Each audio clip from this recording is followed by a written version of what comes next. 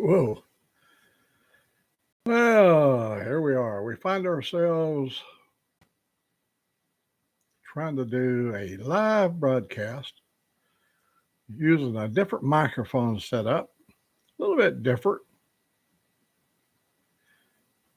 My control panel, and it appears it has a couple of issues. And I got to sort through them. Oh, we got somebody in here. Who could that be? It would be 2-4. Oh, your audio's great.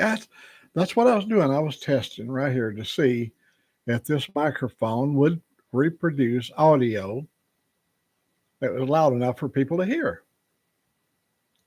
You're my very favorite candidate. Somebody that my test guinea pig.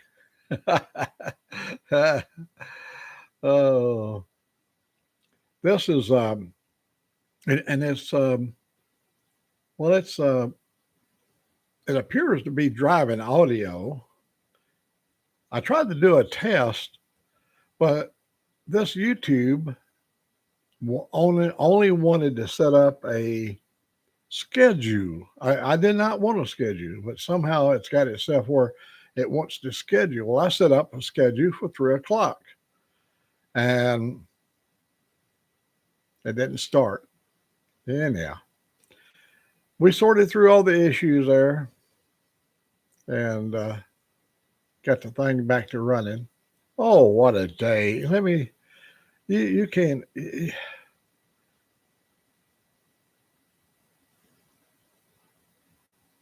Oh yeah, we've been doing a lot of riding.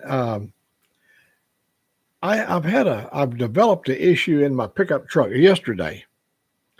I remember just on the 27th of August, I had I had brakes all the way around. That's rotors. I had the full package, and I had the premium package. All new front rotors with the bearings and stuff, and all brake pads. And anyhow, while going to Coleman yesterday, I detected a little like a shimmy. My truck never has. I've got Michelin tires on them, and they're smooth running. So I stopped at my tire place where I bought the Michelin tires. I said, guys, I've got a little bit of a shimmy that started in, and you might check and see if I lost a weight off in the wheel or something. And he said, sure, we'll roll it in. They rolled it in there. A few minutes later, he come out there and he said, come here, I want to show you something. He said, didn't you say you just had brakes done about a month ago or less? I said, yep. He said, let me show you something. So I go out there, and the technician, the guy that was going to do the job on the balancing the wheels, he was in the process of taking the wheels off, and you couldn't even turn that right front wheel. I mean, as best you can do. Hey, Motorbomb, I've completely changed everything over, so I'll explain it as we go along. And the young man that was going to take the wheels off and check for weights and balance and all that stuff, he burned his arm. Hey, Kerry, he burned his arm on the wheel. It was so high. In fact, a foot away from the wheel, you could feel the heat. And he said, your caliper has seized up. Well, the people there's my sister Joyce. Well, thank you very much for the test there. Let me know my audio is working. So, sticking caliper, yeah. So, right across the street was the same company. They're a nationwide company that did my brakes, and I went across over there, and the guy said, "Sure, buddy. Well, you've got the warranty. We'll take care of you." He said, "It's going to be 2.5 hours." So we sat there for about an hour, and the young man came back and he said, we got 2 dealerships here in town. And he said, if you will, I've called a guy, and he said, if you'll get down there now, he'll get you in right now. So we hopped in there and drove down there, because where we had it done was 60 miles away. And we didn't want to drive that 60-mile distance because afraid the wheel would seize up with all that dragging. So we'll go down there.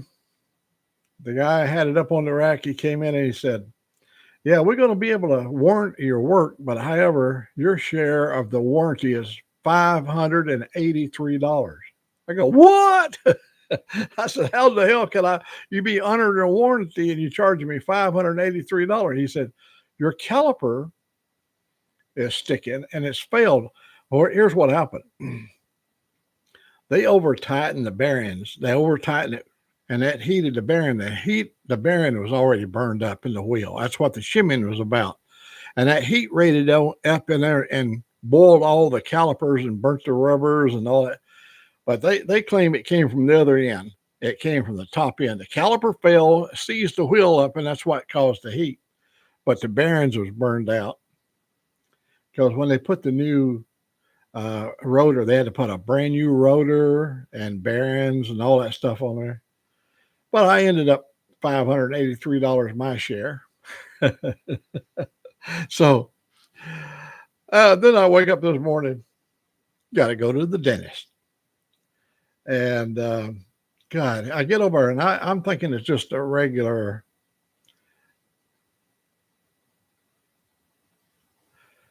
Yeah, you would think so, but this is America, man. Things are high down here. So I got over. I'm thinking it's just a scheduled dental cleaning, you know. She said, "No, we got you down for some deep root cleaning. We got to go to the bottom of your roots." I go, God damn. Oh, oh man, running that wire probe down around the bottom of your teeth and scraping them down there. I go, oh, yeah, yeah. I was really surprised when he said $583 my share and 15 cents. But going down the road, it was smooth as glass. I knew there was something wrong when I drove away from where we had it done. I got out there because I was very reluctant to use the brakes. Yeah, bleeding my wallet. Let me tell you, I was a little bit reluctant about using the brakes. I was basically, you got to break your pads in correctly. And well, when the first time I had to use the brakes a little bit, I did notice a little bit of a vibration. And I never have no vibration. I said, I bet you they must have pulled the lugs too tight and you can warp the rotors that way. And Angelique and we were coming down the highway and I had a meltdown coming down the road. I had literally a meltdown while coming down the road. My check engine light came on. I went, no. I can't take no more, constantly bleeding. And check engine light come on. Well, we're not low on oil. But I noticed there was a miss in the engine. It developed a little stutter, be going along just running good, 80, 85 miles per hour, and all of a sudden, a little bit of shudder. Come to find out I have a coil pack. So it did it 2 or 3 times going home. Every time the engine would shudder, the check engine light would come on. So I get up this morning, went to the dentist, and then I went to the garage. And the guy said, yep, you got you have an intermittent. The coil pack is, it's overheating. And so he said the best thing is go ahead and change all 8 coil packs out. And I said, I just want to go home and drink a cold beer. I want to think about 2-4 sitting there with his feet in a tub of ice water, drinking a cold beer out on his front porch, looking at all the pretty people. Hey, brown chicken. Are you still clicking? Just clicking along?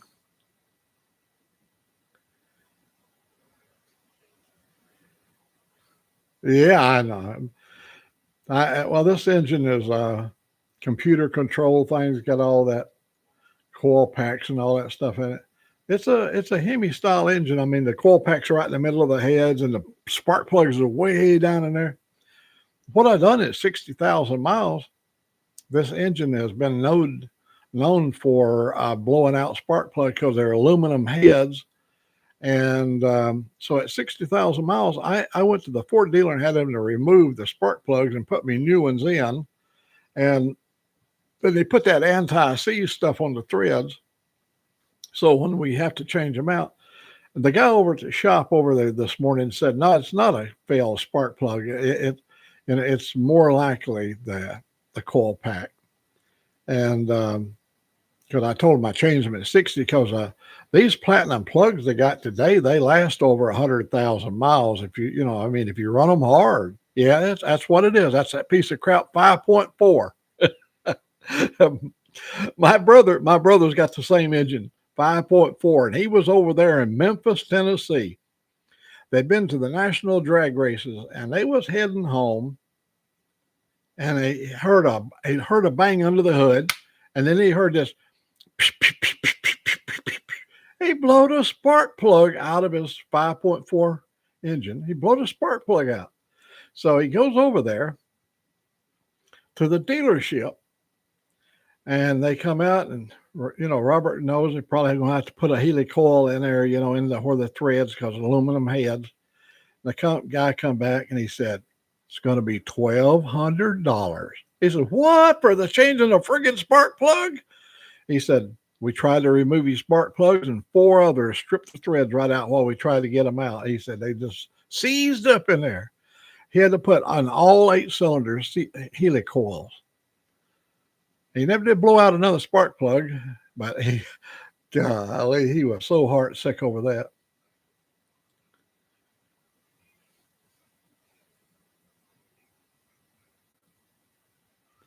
Oh, is it you look for, is it aluminum, one of those aluminum covers? Because sometimes they get cracks in them. Is it a cracked housing brown chicken?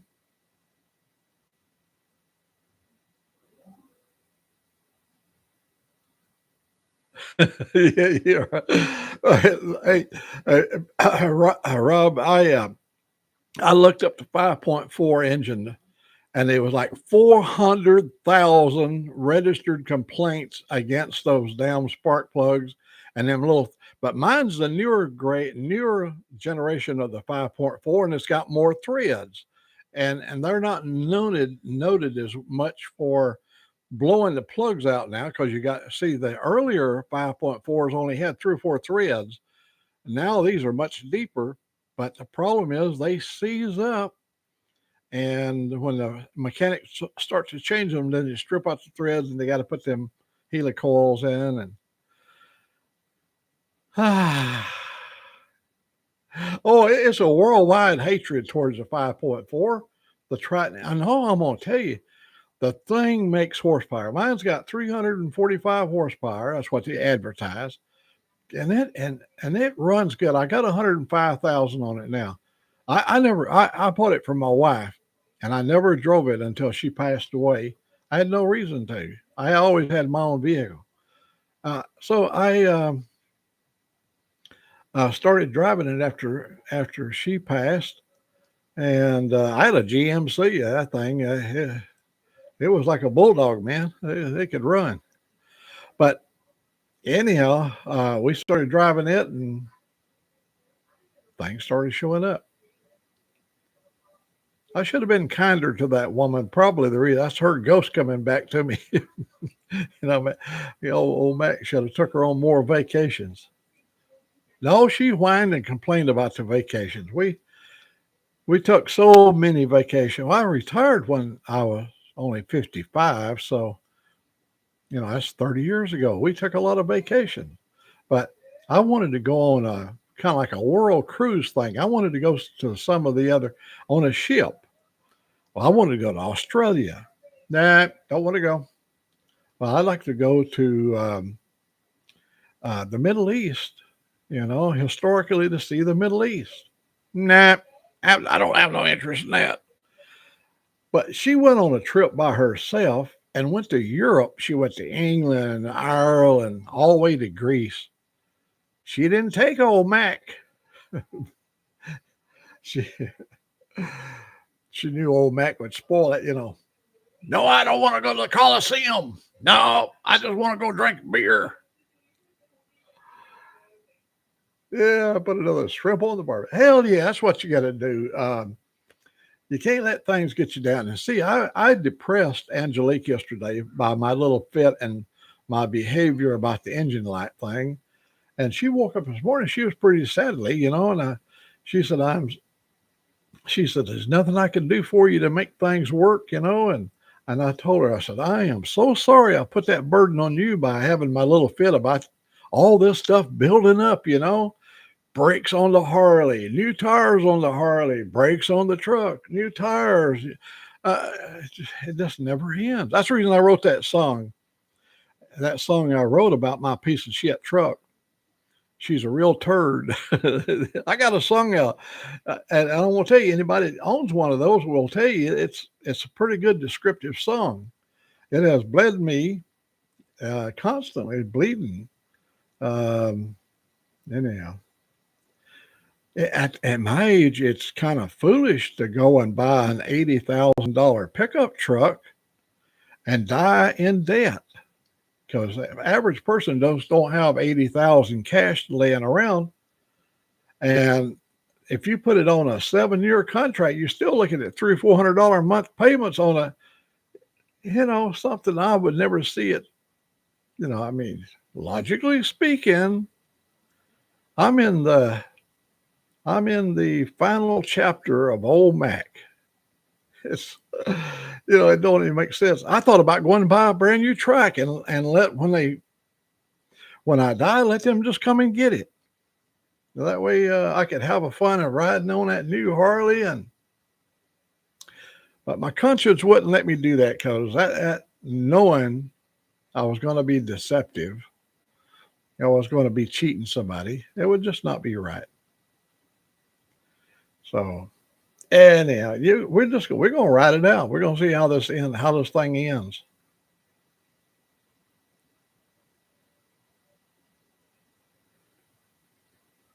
Yeah.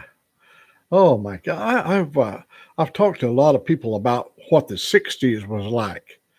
In 60s, I was in my prime earning state. I was making the money.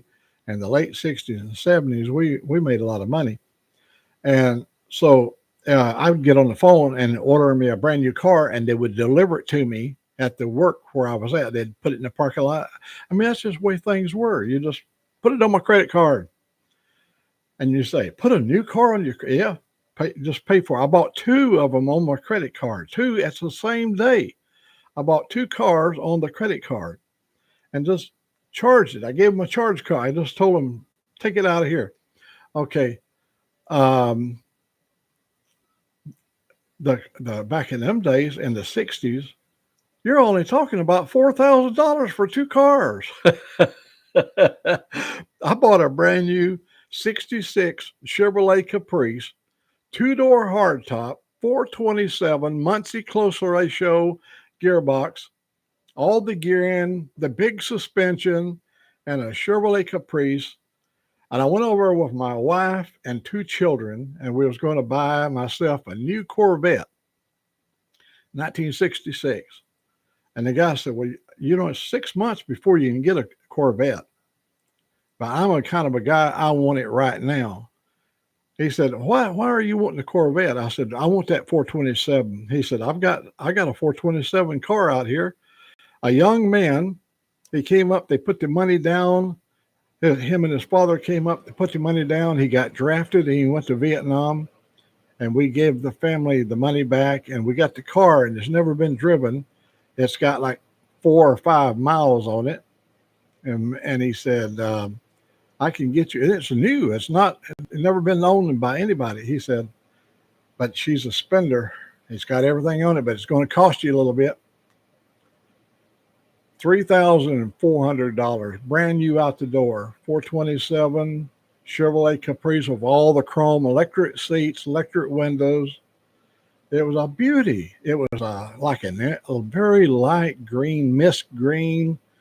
Oh, it was a strong machine. It had 425 horsepower because it was a single four barrel. See, the 435 horse had three twos on it, tri power. And anyhow, thank you. You're my campaign manager too. For um, anyhow, that's the price of cars were back in them days.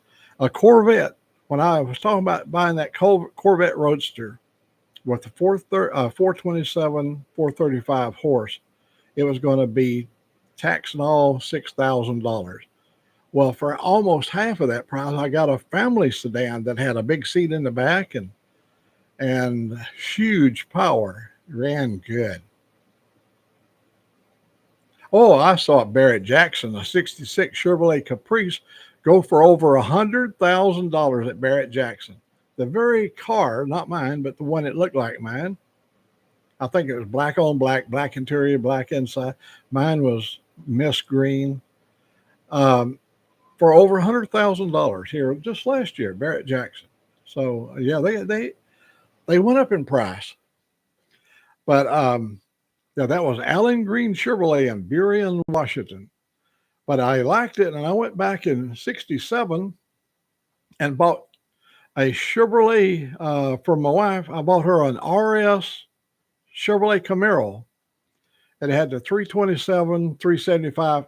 No, my apology. 327, 275 horsepower, and it was a stick shift. And she was like me. Our generation of people was raised on stick shift.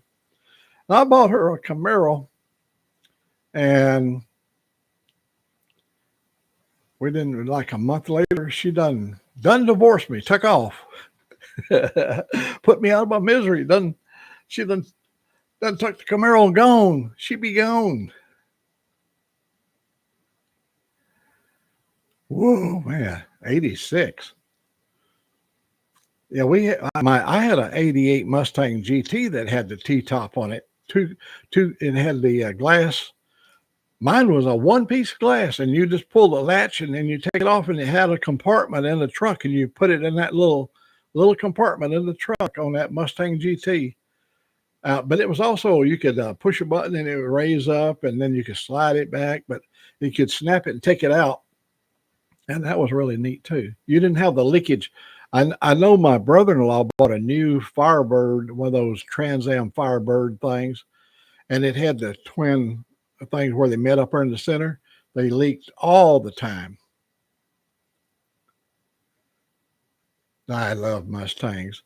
I had a 2008 Mustang, and that was hot to trot, man. That thing had all the air package on it, big air induction and all that stuff. My sister and I decided to go to where's that place over there in Missouri where all the cowboys go? It's a highly great recreational place over on the Lake of the Ozarks. I almost said it. Over there in it's a beautiful town. Hey, Mr. Keyfob. Yeah, over there over in Missouri anyhow. So we go to Missouri, had a really good time. My sister Joyce, it was just on here. We went over and let me tell you what it's like to travel with my sister. We got over there in, is it Bronson, Missouri? Maybe it might be Bronson, Missouri. It's a Branson, Missouri. Yeah. So we got over there, and there was a helicopter sitting there, and they'll take you for a ride over the lakes and everything. And I asked my sister about going up in the helicopter. She said, I ain't never been in one. I'll give it a try. So I went over and signed us up, and we waited for the thing to come back. And we get in there. Finally, he escorted us all out and loaded us all up. And we had time to talk because there was a situation he couldn't take off right then. We was talking with the pilot, and she said, "What kind of motor this thing's got in it?" And the guy said, "It's got a 6-cylinder Chrysler engine, 6-cylinder, inline six." I go, "Whoa, gasoline!" And, and it was sitting there idling, blade spinning, but we hadn't took off yet. And she said, "When was the last accident?" He said, "Ma'am, I've never had an accident." She looked at me. She said, "It's long overdue. I bet you. I bet this is going to be the flight." I go, "For God's sake!" When my sister speaks, when she gets through speaking, you can hear always. It comes over any PA system, speaker. If you're in Walmart anywhere, go wah wah wah. She said everything she had, and when she had finished speaking, you always hear wah wah wah. So anyway, we took off and flew all over the lakes, and anyhow, get back to the 2008 Mustang GT. I dropped her off in her home up in Adamsville, Alabama. And old Mac headed on home. Well, when I got down here to the little river, it's called Mulberry River. I crossed the river, heavy fog. You couldn't see the end of the hood. And I finally got on my little county road, and it didn't get any better because I'm only a mile from the river. So the fog belt that follows the river, it engulfs our place all the time. So when I got on that little stretch over there where them beautiful, you can see for miles across them fields, it was so thick. And I'm running about 35, 40 miles per hour. Not fast because it's pretty treacherous driving. A cow from nowhere came up and jumped right in front of the car. I hit her and she rolled up on the roof of the car and hit and busted the back window with her hoofs. She was trying to get up. Then when I hit hard on the brakes, it rolled her out back onto the pavement. When I got out of the car, because she was still down there by the bumper, I'm thinking I'm going to have to drag her off the road because I don't want somebody else to hit her in the fog. I just know that I had killed her. When I went around her eyes was real big and she was looking at me. And she had a little baby calf sticking out the back. Oh, God, man. That little thing was just still in his bag. And when I got around there, she all of a sudden stood up. And she got down and got into the ditch and then walked up the hill. I went, "Oh, thank God I didn't hurt her." But the little baby she was delivering a calf. These are all those cows over there. Their only purpose is to have calves. He has 150 head over there. My neighbor does it. He just breeds them for the calves, and they're old cows. When they get where they can't breed anymore, you get them up there at McDonald's in the form of a burger. And so anyhow, they haven't totaled my car out. I drove it on back over here, and she ruptured both of the hydraulic shocks in the front. You got McPherson struts, and it busted them. So when the car was riding nose down, so I called my insurance company. He sent 2 agents out here, and he said, "We're going to send a rollback. We don't want you to drive it. We got to." And they totaled me out there on the spot, totaled my car out. And I went and then bought me a new, by that time it was 2012. It was 4-year-old, and I bought me a 2012 Coyote. I love them Mustangs. I had so many of them things. My brother and I bought the first Mustang in Fresno County, California. My brother actually bought it. We were both looking for a new car, and I wanted the Falcon Sprint, the Futura Sprint, the 64 with the 289 in it, not the 260. And so that's what I wanted, but they didn't have any in stock yet, but they was coming. But he said, "Hey, we got the new Mustang." And I said, "Mustang, what's that?" He said, It's a 64 and a half Mustang. It's a new concept. It's got a 289 V8 in it. And so we went and took it for a ride. Now, the one we took it for a ride, we run the hell out of it. And it made that guy, the guy was riding with it, scared him to death. He ain't never rode fast before. So we come back and the car was sitting there clinking, cling. And so I said, we don't like that color. And he went and got us another. My brother, he brought out another one because we ain't going to take that one. And so we wanted one that hadn't been beat yet. And so he buys it. And I ended up with a car. You know how it is when you're young and your wife comes in and whispers in your ear, you're fixing to have another baby. Well, you know, it changes your income bracket. I ended up with a car. What a fabulous car. I should quit talking, give you guys a chance to catch your breath.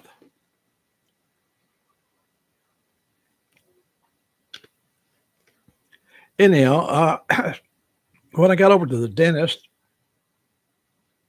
the dentist there, I wrote a song about my doctor, my dentist, and about my raccoon that helped him to do the procedure. And he got the biggest, I done that last year sometime. He got the biggest kick out of that. And he's never had a patient to write a song about him. Same way of my ear doctor, the surgeon over there did the work on my ear. I come home and immediately wrote a song about the easy way or the cheap way.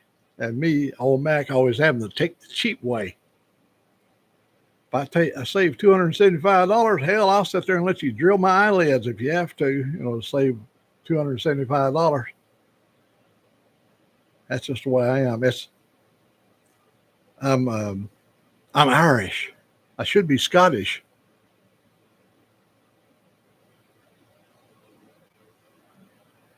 Well, I saw that pile of tapes that you had there last night. Angelique was sitting over last night with movie night, and she was sitting there. I showed her that pile of tapes. And she said, I had no idea what that was. To her, that is an antiquated, see a reel to reel, even a cassette or an old 8-track. Those things are like so many generations from her. And when she saw that pile up, and I told him about how many thousands of feet you can get on a big reel that you play in one of those reel to reel recorders or playback. And I had to explain to her a little bit about all the different modes of communication dealing with tape. I bought a new Plymouth Barracuda. It was a Formula S Barracuda, 1968 Plymouth Barracuda. And it had Motorola's 4-track. It was called Quadraphonics. Quadraphonics. 4-track by Motorola. And halfway through, you had to turn the tape over and put it up. Not a cassette now, but a 4-track looked like an 8-track cassette, but you had to turn it over to play it.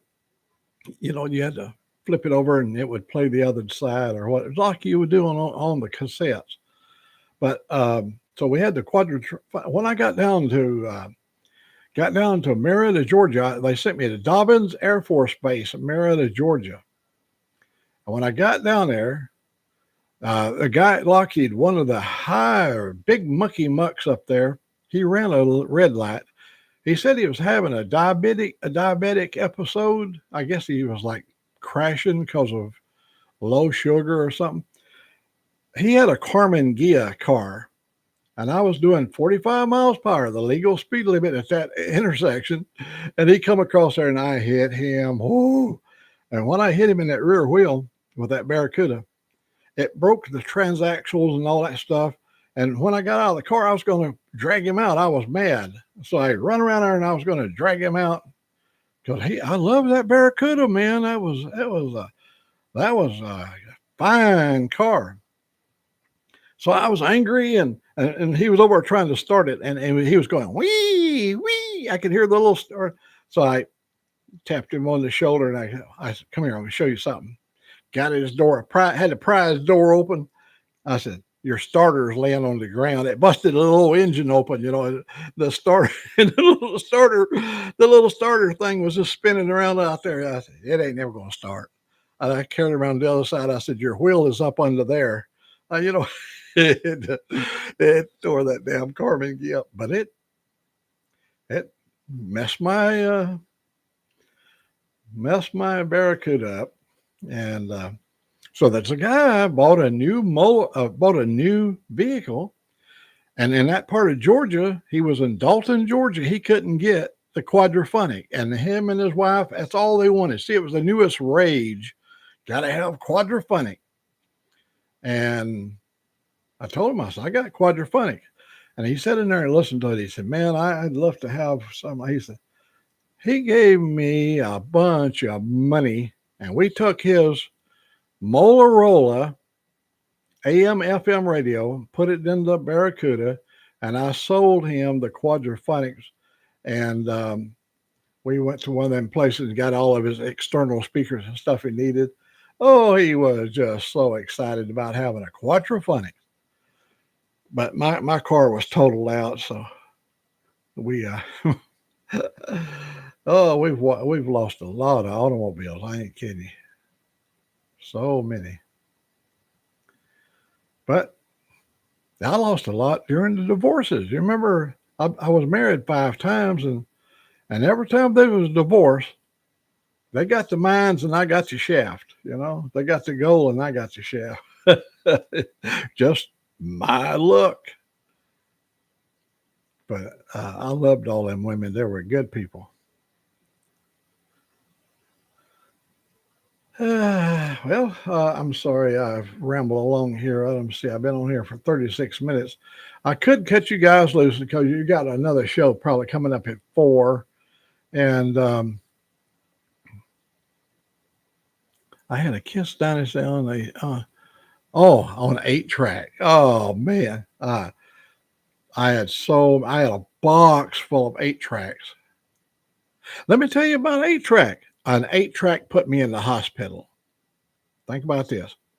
I was between marriages, and I was dating a nurse from the Auburn General Hospital. She a pretty woman. Oh.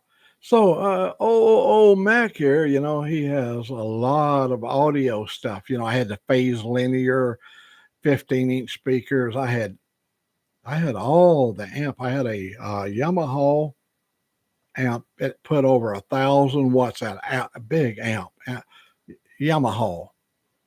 And she came over, and I'm going to impress the lady with my ability to woo her with music. So she looked through the selection of stuff, and she said, "This one right here." And I had an 8-track deck, and I may still have it in the closet. It was a Pioneer deck. So I stick the song that she wanted in there, and it started playing. And typically, like a lot of 8-tracks, it ate up the tape after a while. And then, so I had to stop it. I go over there, open the little door. I get the tape out. I get the cartridge out. But the tape is stuck up there on one of the captions, one of the heads. So old Mac get down there, and he got a hold of that tape now. And I held on to the housing of that Pioneer, and I gave it a pull. That tape snapped and hit me in the eye, and it cut my eyeball.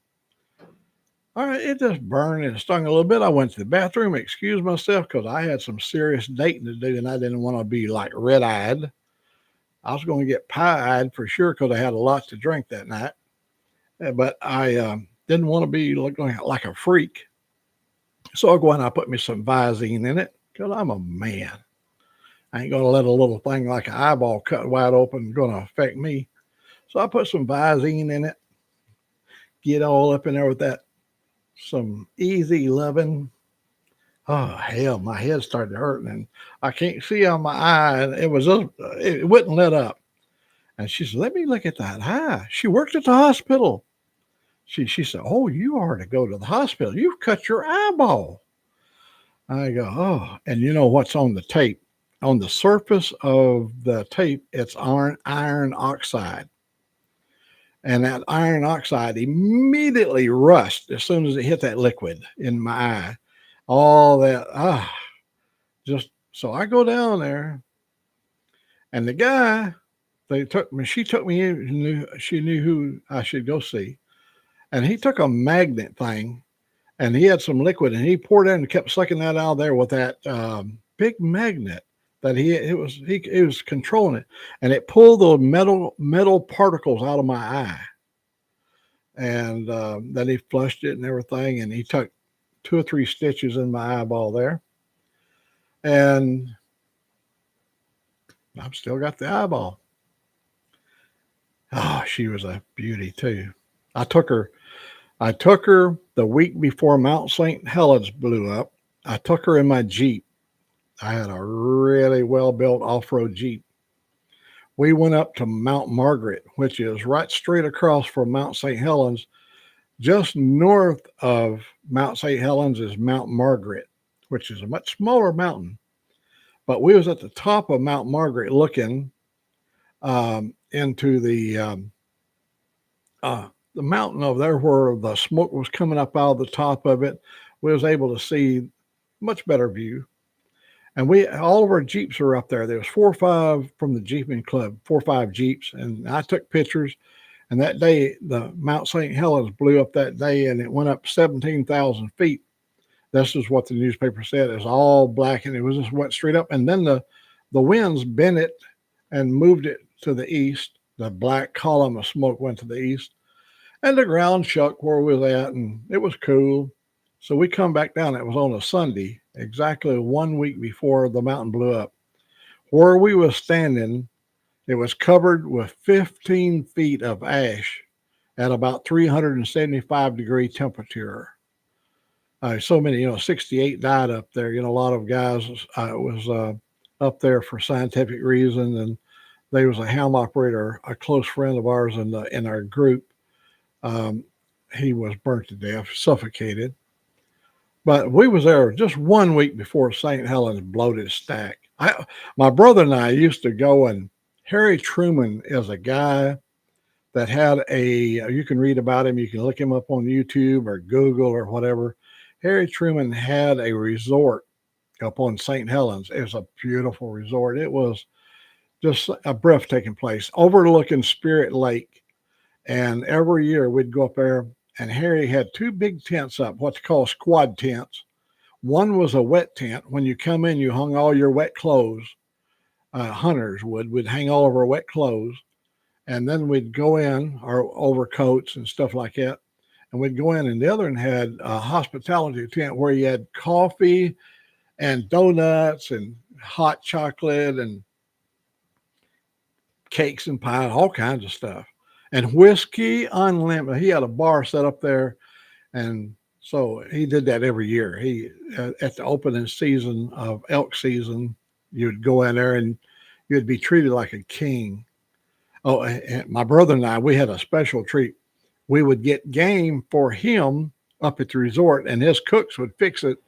And all we had to do is get the animal, strip it down, take the hide off, and put it in a cheesecloth bag and hang it out there. And his people would come down from the resort and get it and take it up there and process it up there at the resort.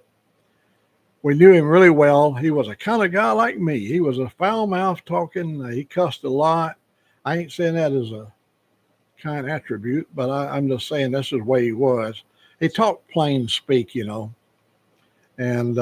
he was like a sailor. And I have a lot of fondness for sailors. My kids were sailors. I've been sailing. I've been on aircraft carrier Nimitz, 2 voyages I took on it. But anyhow, I digress a little. He told us personally, if the mountain did ever blow, he would be in his boat in the middle of Spirit Lake. And he said, it ain't going to touch me out there because that water is like a hydraulic shock. It's going to absorb all that. So that whole mountain could come down and it ain't going to bother me in the least. But Spirit Lake was covered with 30 foot of ash. So where he was at, he was in just right in the path of the north face, and he was gone. He probably, I doubt, he's kind of a tough guy. I don't even think he probably screamed. He was like, Shit. He probably looked right at come at him like, this ain't gonna be good.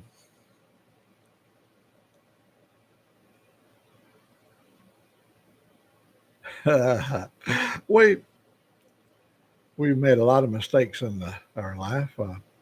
My first wife was from Alabama, a good Southern woman. Cannot falter in any way. She gave me my first son.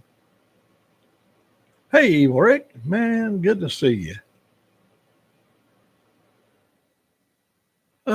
Second wife is still alive. She gave me quite a few children. Third wife gave me, I married an Indian woman, and she gave me two beautiful Indian children. American Indian Cherokee from Tahlequah, Oklahoma. And then I married a Swede, a little Swedish girl. I like them little crumb kakas they cook, Swedish crumb kaka. Oh, she was a hottie. And then I married Ruth, and they're all gone. Anyhow, good to see you, Evil. That's Evil Rick? You don't not to be confused with Evil Rick. That's Evil Rick. Got to emphasize evil.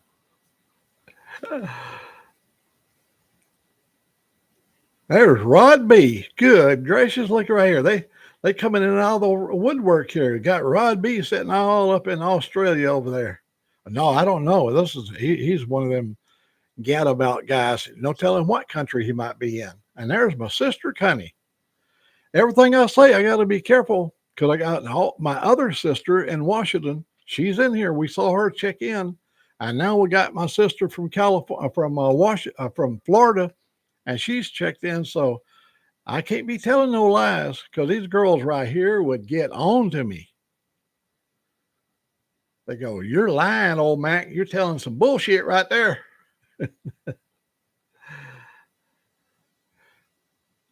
Well, we've been having some issues, medical. I got that all straightened out, and just a whole. And I'm gonna see if I can. I don't know if I can get this around over here. Right. That maybe right there died. She done died on me. Well, you can see the lights are on it, but it's dead. I mean, I don't know exactly what happened, and you can't send them in and get them fixed because you got to send them back to China, and they might offer me another one in replacement, but it's bad. I already tested. I've proven it is bad because I'm using this mic. There's part of that right there. But what I'm doing, I'm taking the audio here and running it direct into this my audio system here on the computer, and let the amplification of the computer control the output versus that box right here controlling the output. It may not sound as good because I don't have all the little gadgets I can push and make it sound better. What you hear is what you're going to get.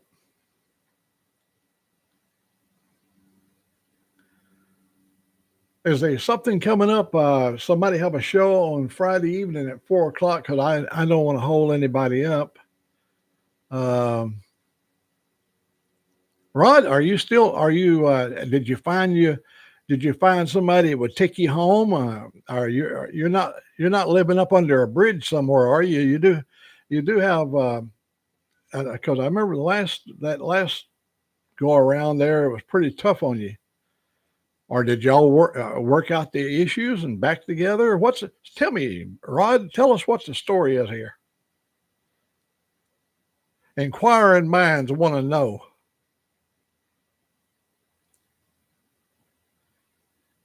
Oh, in the Bahamas. No, a banana. I thought you said the Bahamas. I started saying, still single. Now there's my sister, Connie. She's single. She's always looking for a well-heeled man. She ain't looking for a lover now. You don't have to worry about being a good lover. She's looking for somebody who's got a good deal of old money. She likes old money, I'm telling you. The older the money, the better she likes you.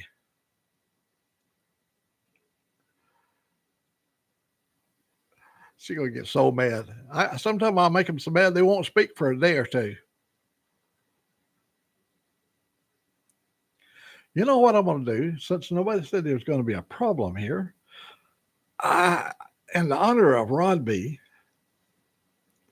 and Two Form, my good buddy up in Nova Scotia, I'm gonna see if I can get something going right here. This would be really good. Oh, I don't want to do that. Oh no. Oh, I got my phone is rebelling on me. I'm telling you, I got a cloud hanging over me. Hey, Sterling Will. Let me call the little woman of the house. Oh, I bet she's taking an afternoon nap. Hey. Could you somehow, the little woman of the house, manage to drag yourself in here just for a minute? I suppose. All right. Well, I want you to have a good attitude when you come in here because the whole world is looking right at my screen. And when you come in here, I don't want them to hear that music. Wah, wah, wah. She's coming. I got a big booty Theo on my bed. I hear her hoofs coming down now. Stand by, folks. I'll see you shortly. Fine. Bye. I heard her hoofs on the hardwood. I got to get her a feed bag.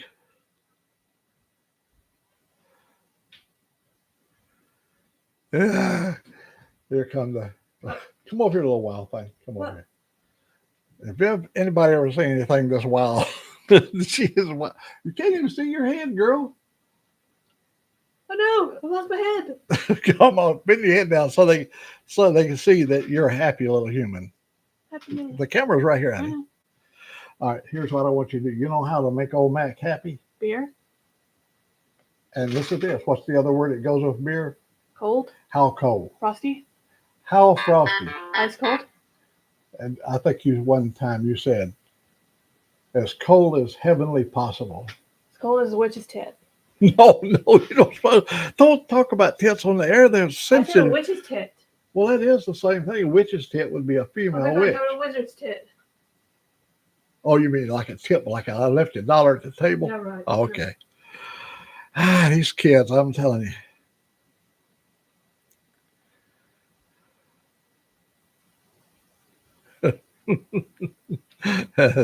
She's going to go get old Mac a cold beer. Well, I got the air on over there, but it's a stifling hot. See, I was yesterday I was in Jasper and I have a deal. I'm sure Sterling has it on here. I used to have one in my Freightliner that gave me warnings about, it was a weather channel. My system was incorporated. So anytime because we live here in the Southeast, and if you don't have some kind of a warning system set up there, you could be driving directly into a tornado. Well, we got a warning, and we're in blue sky. Go ahead, honey, tip it over and pour it in there, honey. Just tip it over and pour it in. Oh, you got to pop that first. Yeah, tip it in and just pour it in, slowly.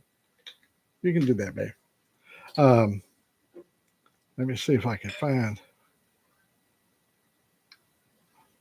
All right, so we were, we get this report, and then anyhow, oh, look right here. Oh, look at that right there. You can't even see the word Boeing. Let me tell you what they did for me for 20 years. Boeing. That's what they thought of me. They gave me the cold shoulder. They gave me a 6-pack of these crystal mugs. And now you only have 3 left. We've only got 3 left.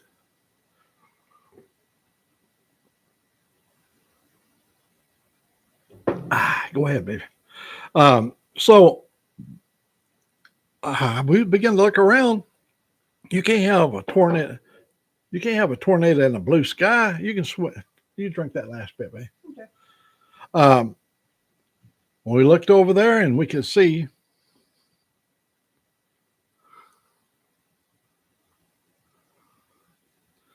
that's a supercell right there. It's over at Crane Hill District right now. From where I took that picture is about 30 miles from there. Let me see if I can scan it over to the next picture. Uh-oh. There's another. Look at it. Look, and you see down, you can almost see the tail of it way down there. And boy, I'm telling you, you're talking about going home. We had to go through that whole ridge of those little angry supercell things that popped up. It was you can see there off to the left, there's a little bit right over here, right here. There's a little finger. It spun off into a separate storm. There's the supercell right there. That's 30 miles from us, according to the Doppler radar thing. And it stormed all night here.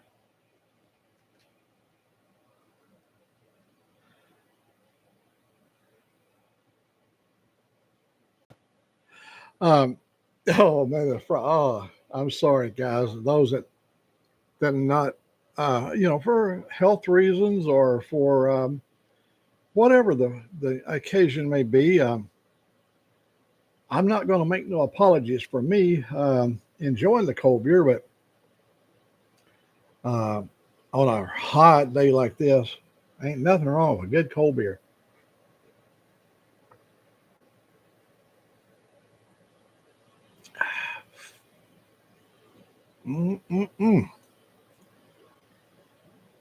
A beautiful amber.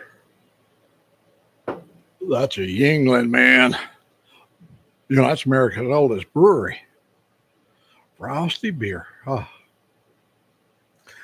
Yeah, when we was at the company, we used to have our favorite watering hole, and our favorite watering hole was called the Algona Tavern.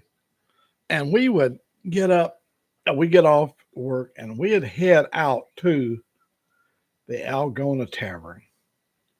And we'd get in there. We didn't get off to midnight. And by the time we got there, almost everybody in the house was drunk. And man, it took us a little while to catch up to them. They closed at 2:00. And God, we did that for, I know, over 20 years, right? It was only 3 or 4 miles out of the back door from where we worked there. And they had this big hill up behind the bar. There's a lady owned it. And there was a huge amount of money up at the bar for anybody that could climb all the way to the top of it with your four-wheeler. And I had a F-150 that had a 428 Super CJ 4-main boat engine in that pickup truck, a little short wheelbase. And I was all drunk out of mind. I had 40-inch, what was those tires called? They were 40-inch tires, and they had the C on it. I remember seeing the C all the way around the tire. Not super swampers, but they were just really aggressive tire, 40 inches.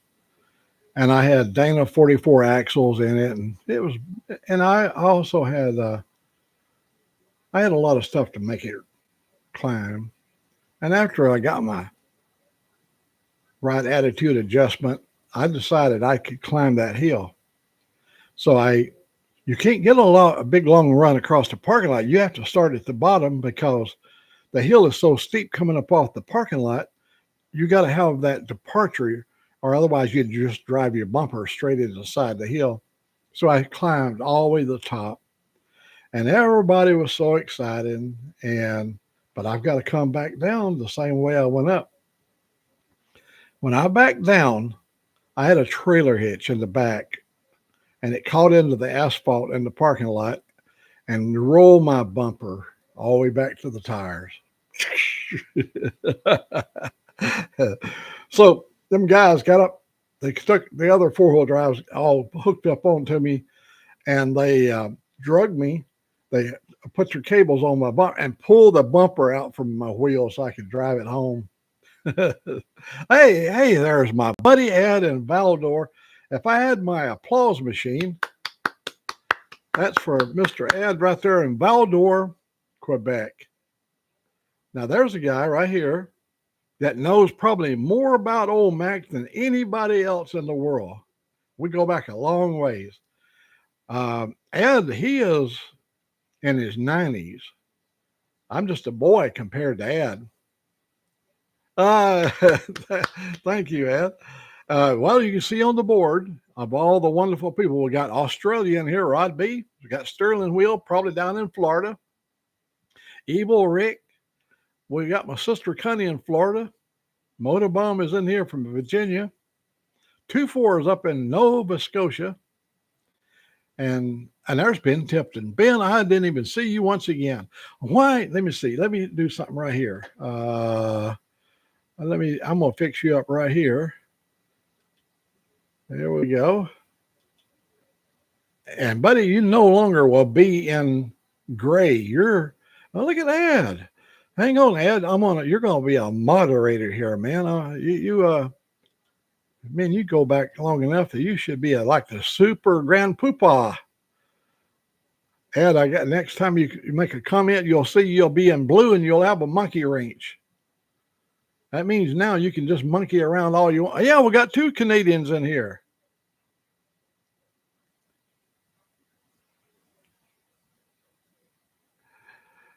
Now all we got to do is get Robin in here, and it would have almost all of Canada covered from one coast to the other.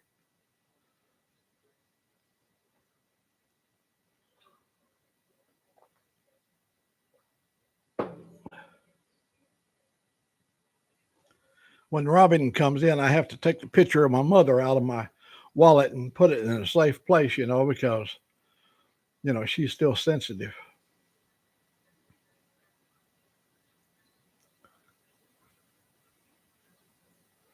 McDougall, Georgia. D-O-N. I was close. I was hauling out of Georgia over there where they make styrofoam or rubber, not styrofoam.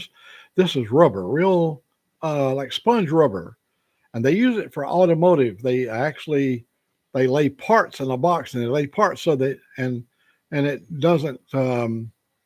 The foam can be used over and over again, and they make it somewhere there in Georgia. I can't remember the little town, but I had to use these big straps to hold the load down. I had about 14 straps on the thing, and wherever I pulled it down, it bulged out. And a little old Georgia cop lit my, hey, Corny Rides. My God, we got some good people in here now this afternoon. Little highway patrolman over there in Georgia lit me up. And he said, you can't see me or whatever. I said, what do you mean? I said, I saw you coming up. You saw I pulled over. And he said, I'm going to get back here at the back, and I'm going to hold up some fingers. And you tell my buddy there how many fingers I'm holding up. Well, down below your mirror, you got that round spotted mirror. The round one right down at the bottom. This is on a Freightliner. Hey, look at Ed. He's got his. And Carney's right. He don't have one either. I don't know. Let me add you right here, buddy. We'll take care of you. Yeah, you're all taken care of. So he held some fingers, and I told him, and he acknowledged I was able to see him. He wanted to write a ticket because I had obstructed my view. And you use that little mirror, when make sure ain't somebody right up under you there in that blind spot. But I could see him. I had good eyesight in those days.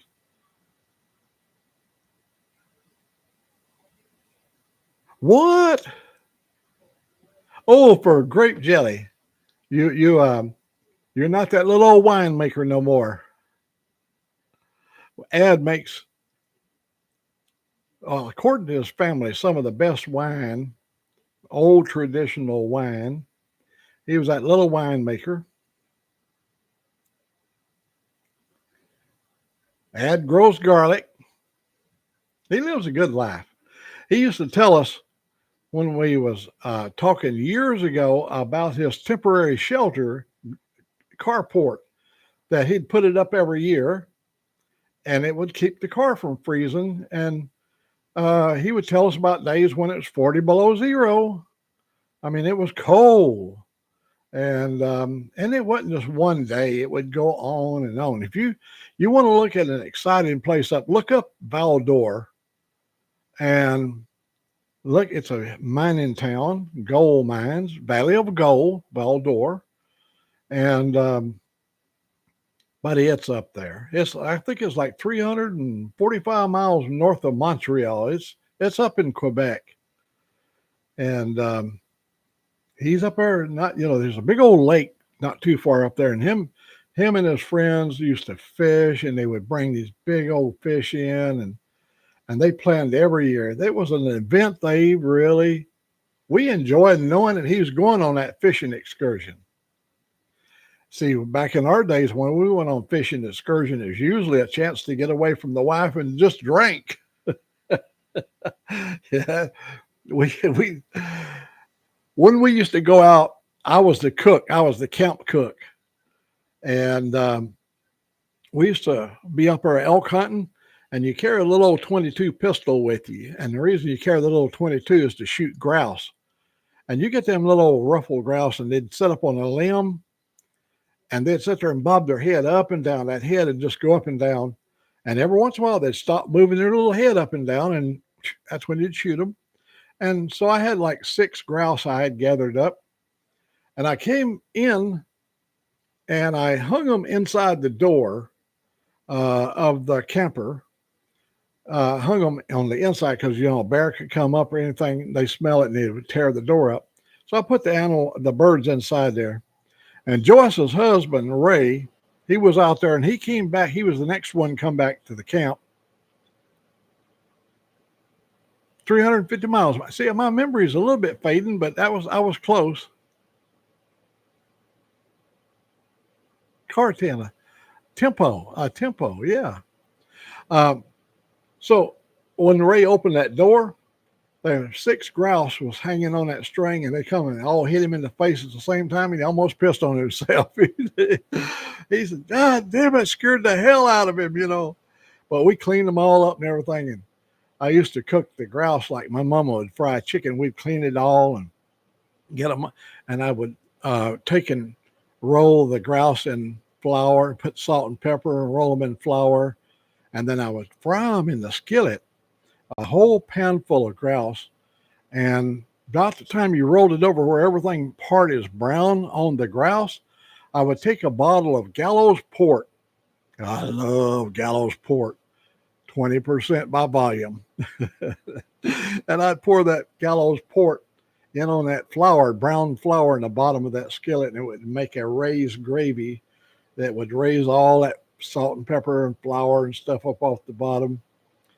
Oh, you're talking about I had a little oven, and I'd bake a pan of biscuits in the oven, and we'd take and pour that gravy over in biscuits and eat that grouse and whatever canned goods would go along with it. And we had such good camping trips. Drink. That was the whole purpose of going out and just getting loose and maybe bag an animal. Yeah. The worst thing of all, one time we bagged animal before we even got to our campsite, a big old elk, and one of the largest variety of elk. They come out of Canada down through what they call the Okanagan country, down out of Okanagan, and they're huge animals. And so here we got one. We got to skin it. we laid the hide down on the ground and put our tent over the top of it. And that night in the tent where we was at, I had a plastic bucket. I put a plastic bucket of water in there so we'd have coffee water in the morning. I put it inside the tent so it would stay fresh, where the leaves and stuff wouldn't fall in. Got up next morning, the bucket of water was frozen inside the tent. It was cold.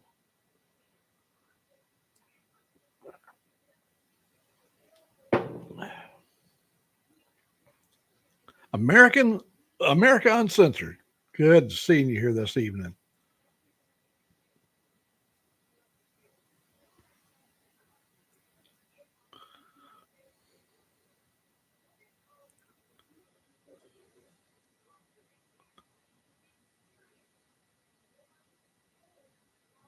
They're some of the wildest drivers I ever knew was tanker drivers. I think you have to be short of a few in your IQ quota. I think you got to, them guys just drive wide open. Wiley Sanders, I run with them guys for 3 or 4 years. Wiley Sanders, they used to haul this fertilizer, pellet fertilizer. And you take 150 gallons of diesel fuel and you mix it with that fertilizer, you got something to ignite it. You got one hell of a big explosion. More than gasoline. That stuff is volatile. Them guys, we was going across Kentucky, and up there on the Bluegrass Highway, there was a long stretch that we could run in. And we had radios that could reach out quite a ways. And them old Wiley Sander boys, they would find out from another truck down the line there that it was good to go. And we would hammer down. I like running to them guys. They were that's back when we had log books and they didn't have e-logging. And it was like a wild frontier.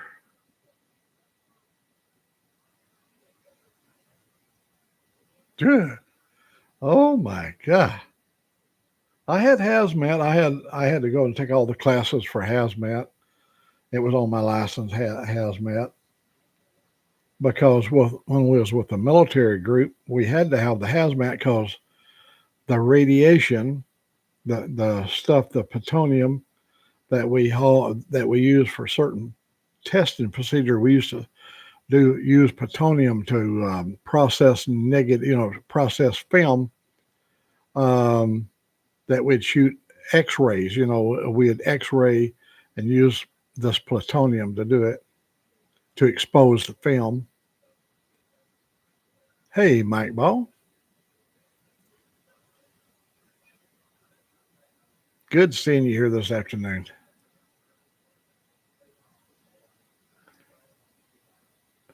Rod B is in here and he's in good form. I see Ben Tipton, he came in. Ben Tipton is a most unusual guy. You don't run across them kind of guys often. But Ben parachuted and he's, I think, quadriplegic. He don't have no use of his lower extremity. And he parachuted. I ain't got the goddamn guts to do so. I got to tell you right up front, old Mac is a chicken shit when it comes to jumping out of an airplane. And yet he does it.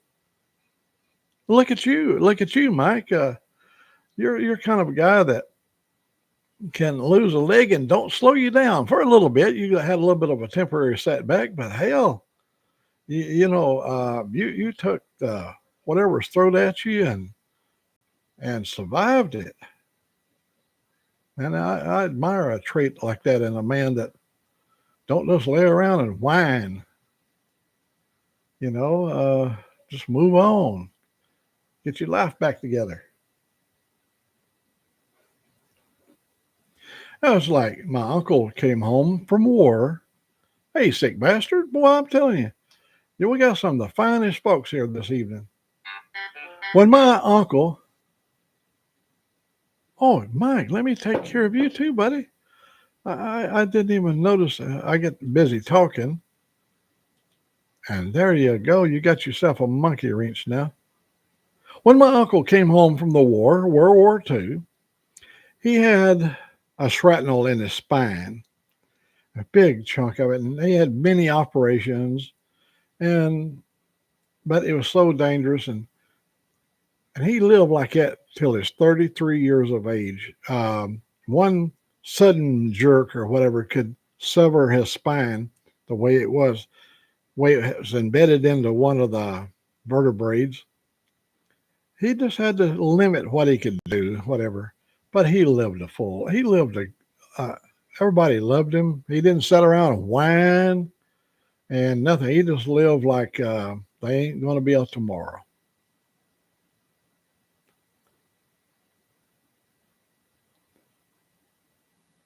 Oh God! I'm telling you, I'm not keeping uh, up on this board there very well. American Uncensored. I did not see that, but now we got you taken care of. I think we're going to try to get back on a little bit more. Things are starting to settle down a little bit.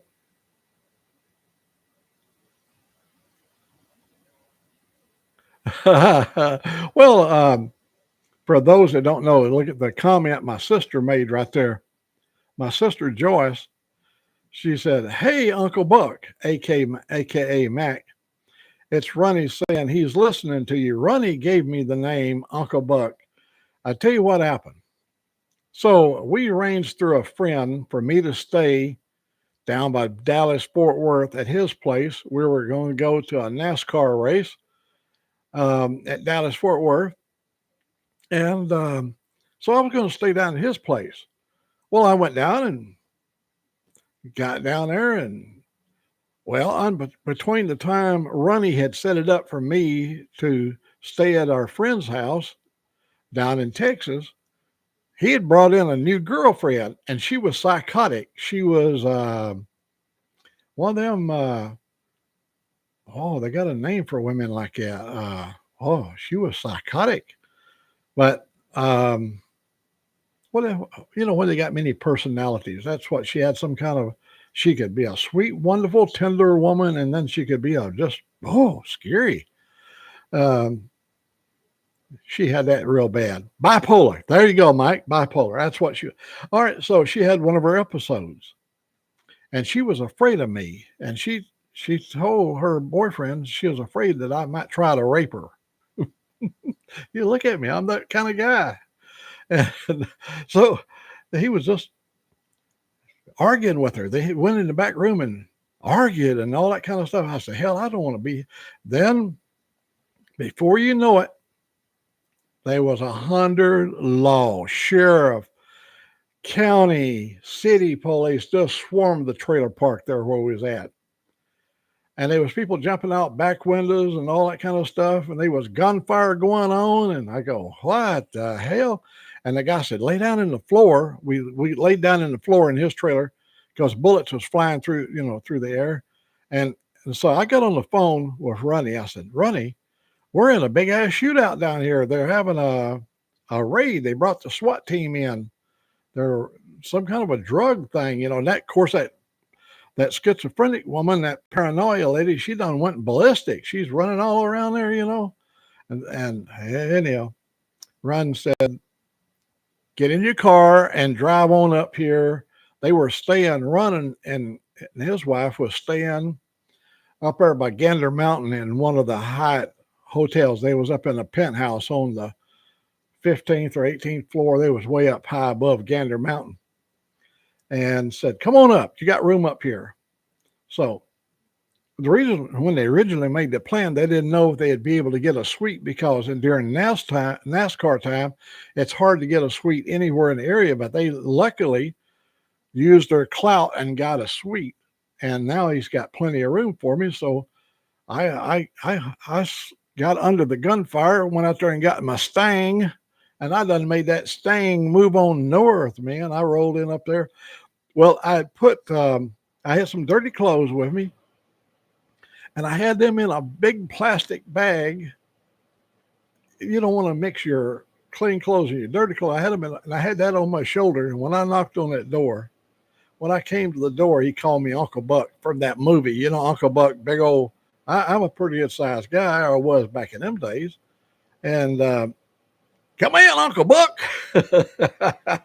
So I used to have a thing in my window there that said Uncle Buck. And I was Uncle Buck for a long, long time. So I was a mixture of Buck and Mac. And then over the years, I've migrated to Mac, and we Mac is my middle name. That's the only reason we did that. John Candy. Oh yeah, Uncle Buck. But I tell you what a movie. But that moniker stuck with me for a long time, and so we were just known as that. And one time we were all up in the dunes, and Run's got a pretty little daughter. She's my niece. Be a great niece. She wanted to. My beard was long like Rod B's got a long beard. My beard was down below my shirt pockets, and and when I was riding, it would whip up in front and hit me in the face and stuff. And Rod, he knows what we're talking about. So she took and got my beard, and she pulled it down in long strings like this, and she kept braiding it. She put all these pigtails. She made my whole beard into pigtails. I had little pigtails, little 6 or 8 inch long little pigtails all hanging down, down here. And I wore them during the whole camp out, pigtails. Yeah, John Candy. I tell you, planes, trains, and automobiles. That scene when they was in that K car, that old Chrysler K car, I think it was a convertible. And when they pulled the camera back, John Candy was sitting there, and his hands had molded into the plastic steering wheel where the car melted around him. Yeah, I like that. Planes, trains, and automobiles. That was another good one he was in. Him and that Eugene Levy, and there's people that came out of that old TV series, Second City, SCTV. A lot of good comedy actors came up out of Canada. John Candy, I hate to see him go, man. I just like that big guy.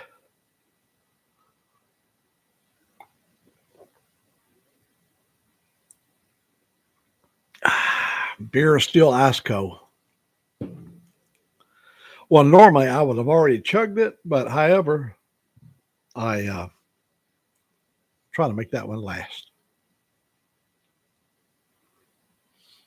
So I told some of the guys about this yesterday. I told Motorbomb when I was having the brakes fixed up there in Cullman, we had not eaten lunch and we were really hungry. So he said, we were going to walk down to the Golden Corral, and we got down there and I could see the Golden Corral, but I couldn't get to it. There was a 15-foot concrete wall where it went down to the second level, and there was no way to get off it. We looked everywhere. I was hoping there might be an opening so we could go down, and nope. We'd had to walk 3 blocks up and 3 blocks back. And I've got a broken leg. It's got steel plates. It hurts me all the time. I said, hell, I ain't going to do it. So we walked back towards where the shop was. We was about 3 blocks away from the shop. We walked up on a brand new Waffle House. We walked in the door. Right up on the wall, it said, health code 99. All clean, spotless, beautiful people in there. It was just looked like we could have all gathered and sang Kumbaya. It was a warm greeting. Yeah, Dan Aykroyd. That's another good one, Ed. Thank you for pointing that out. So we go in, and Angelique said, I think I'm going to have the steak. I don't remember what kind of, it's a steak at Waffle House offers. I thought, well, that ought to be all right. So I ordered me one too. They bring us our steak and our food all in a platter, and there's a steak. It was a good size. It's not like a Roadhouse steak, that thick. No, it was that thick. About like the thickness of a slice of bologna, but it was a steak. So I cut into it and got me a good piece. I'm chewed. And the more I chewed, the more it swelled up in my mouth. Had no flavor, nothing, zero. Now she offered me some steak sauce, but I don't like putting crap on it. If you got good eating meat there, you don't need no nothing on it. And so I said no, and I took another bite. And I ain't saying nothing to her because Angelique is easy to prejudice her. You know, if you say this ain't good, she goes, no, I agree right there. I was going to wait and to see what her reaction was. And I didn't make no signs like I was having any kind of difficulty. Oh, I've got the skull. We bought it. My sister and we bought vodka and a skull in Branson, Missouri, and I still got the skull. It's a beautiful crystal skull, and we bought the whole bottle so we could have the skull. yeah, that was really good. This wasn't Dan Aykroyd. This was Absolute vodka in a skull. So anyhow, pretty soon she said, what do you think about the steak? I said, it's a Waffle House steak. She said, it has no flavor.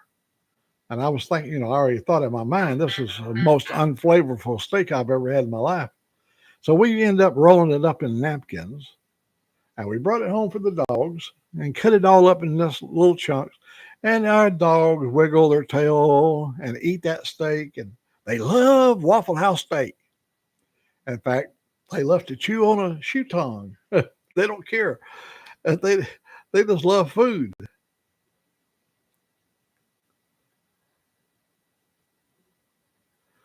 Yeah, we've still got. I don't have it here close by, but we do have a skull that we got. We bought it up there in.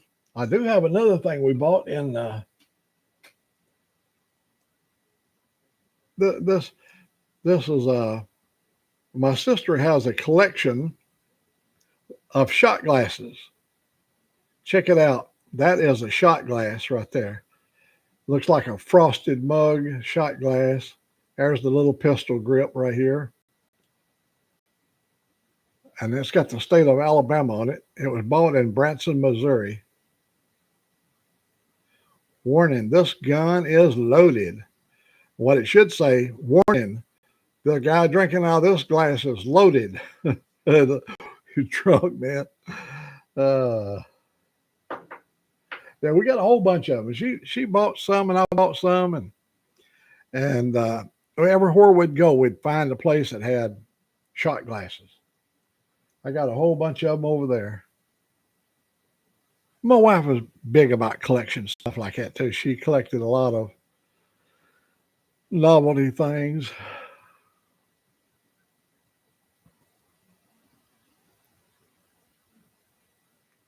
Yeah, that's a single shot.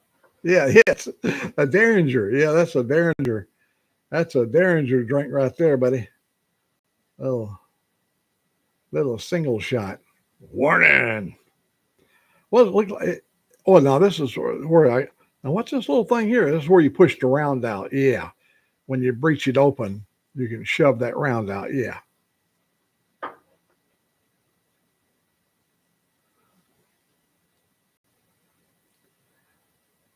Yeah, we when we was flying over the lake of the Ozark, and that helicopter banked over really steep so we could see the dam down below. He banked as he made the turn, and my sister went, I knew it. I knew we were going down.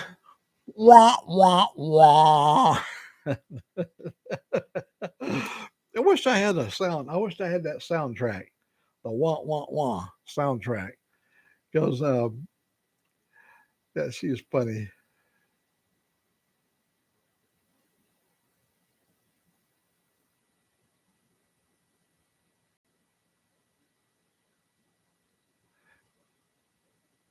I can't believe Connie called Rod B cute. She obviously never seen you naked. As if I have. Yeah, when the lights go out and when everybody else goes away, we right here on the internet, we all strip our clothes off and just go naked. Old Rod B, he always won every contest. He was the first one that went skinny dipping.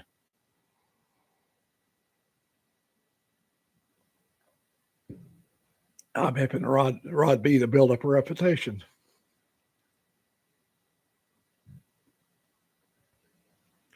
I see Mike Ball, see how easy it is to make fun of somebody at 6,000 miles away. The inside cover of Life magazine.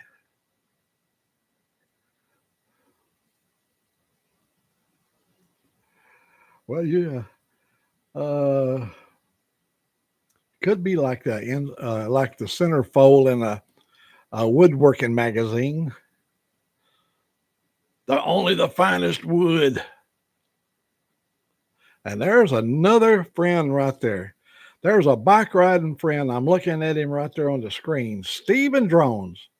Two of my passions, riding on a motorcycle. I've even rode I'm sure Steve has too. I rode my motorcycle while flying my drone. I had it hanging around my neck, the controller. And the old drone was up there, and it followed me all the way down the county road.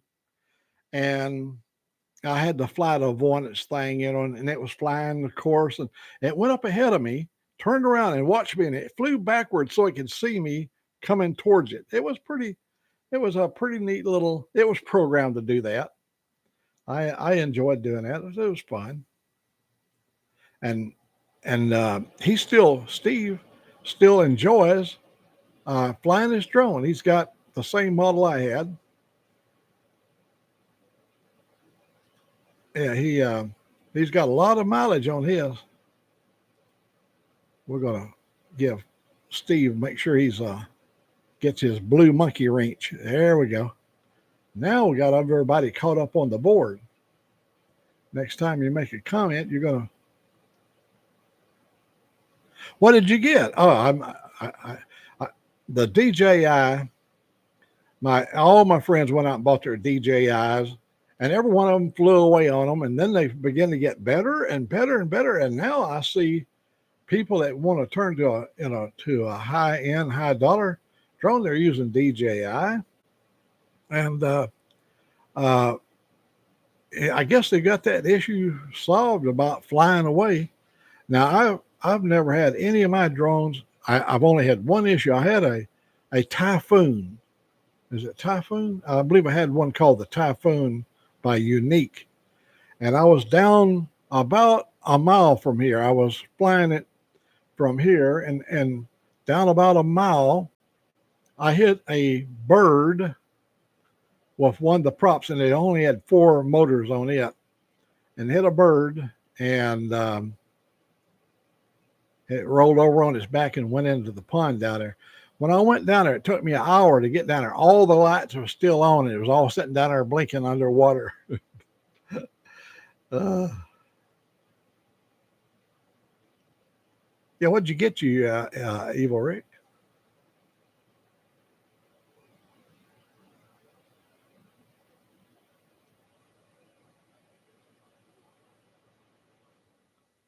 I just bought me a new DJI camera.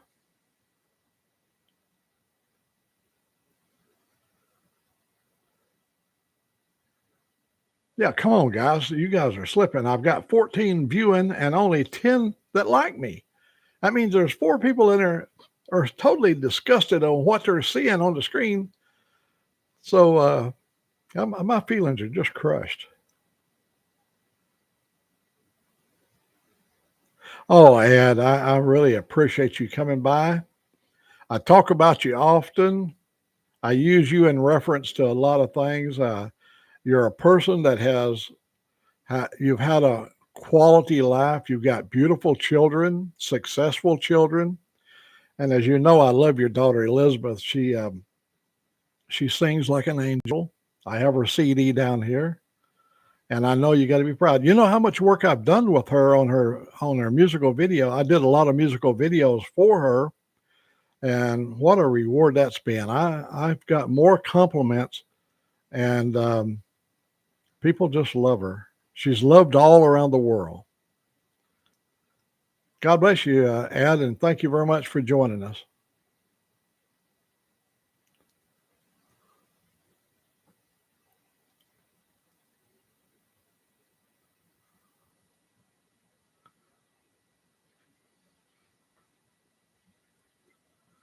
Let me see. You sent a link here. Let me see what that link. I'll save that link right here. Okay, I'm gonna. Okay.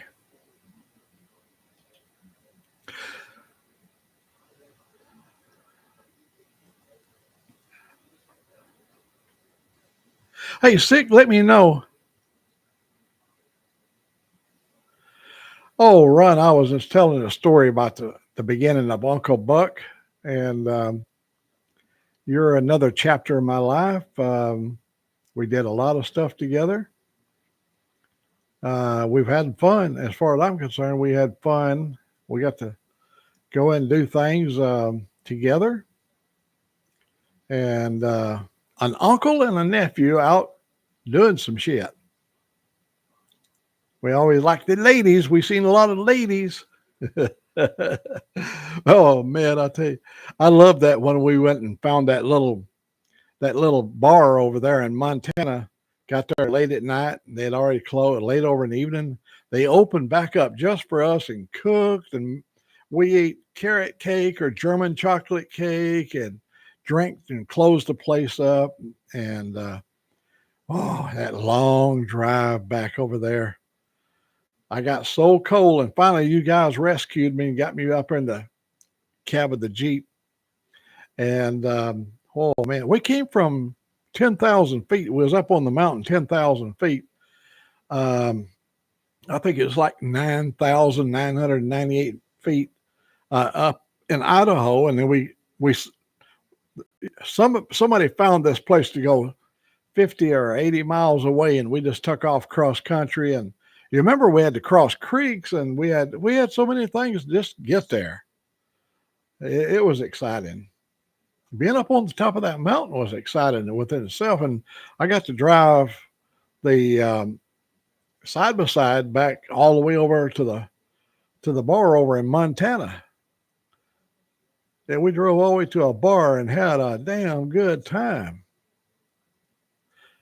Hey, buddy, Rod B., I want to thank you personally for coming and joining us. And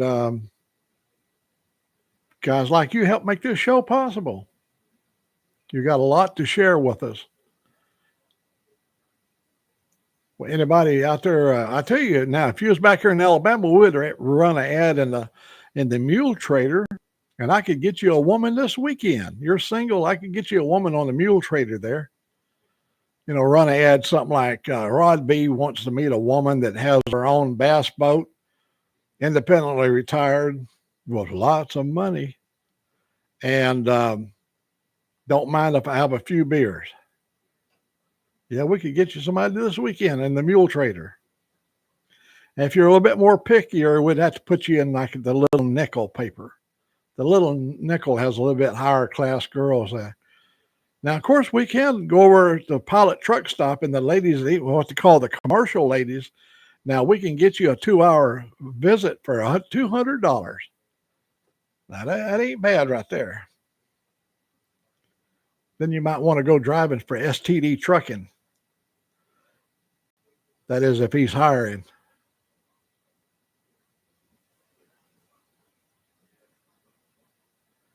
You're bored? Oh, okay. I'm not a very entertaining guy. I depend on these guys for the entertainment. Well, you have yourself a good weekend. Appreciate you coming in and joining us.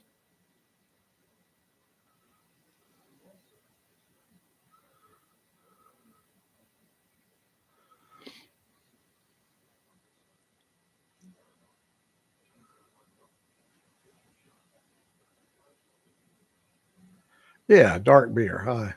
My beer, as you can see, is amber. That's a good beer right there.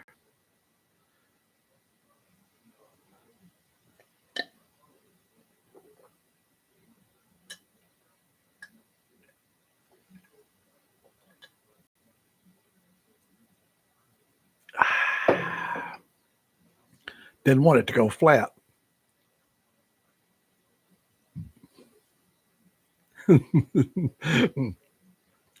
I can't believe my sister just got bored with us there.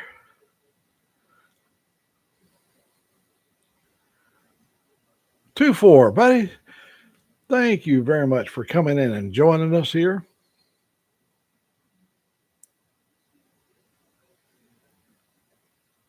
Oh, I thought you was bored of our show. I went, oh man, I'm doing everything I can. You know, if I had a little like a pet monkey or something, I'm gonna tell you, my sister had a pet monkey. Well, now she don't even consider it a pet. She was one of her little kids. That damn monkey, that darn monkey. I don't want to say nothing offensive because the little monkey's gone now. But that monkey would sit on my shoulder right there, and it'd pick stuff out of my beard. And he would reach down in my ear and he'd dig out earwax. He loved earwax. She was a little girl and she loved guys. Oh, she liked guys. But she'd come over there and she'd pick my ears and she'd hold back my earlobes and reach all down in little tiny little fingers. She's a little monkey. And that little monkey would eat butter beans. I'd have a plate of butter beans I'd be eating and she'd eat whatever you was eating, she wanted to have a piece of it and she'd eat it with you. And she basically run the household around there.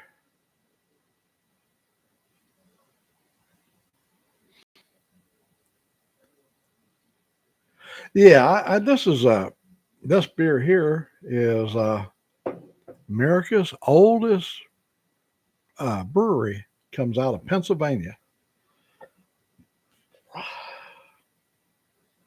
It's some good stuff. When we was young, back in 1960, 61, 62, let's just say like that, they had a place called, a brand new company. It was called Shakey's Pizza. It was new to me.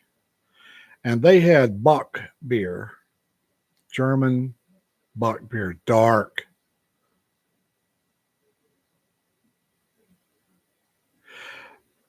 Well, unfortunately, Mike, I love a good drink myself. But unfortunately, I take some medication that ain't friendly, and it's not friendly with that medication. So I drink the cold beer occasionally. It's a mood setter for me. It makes me feel good. One beer makes me feel good. 2 beers makes me feel better. And 3 beers, I'm ready to fight. No.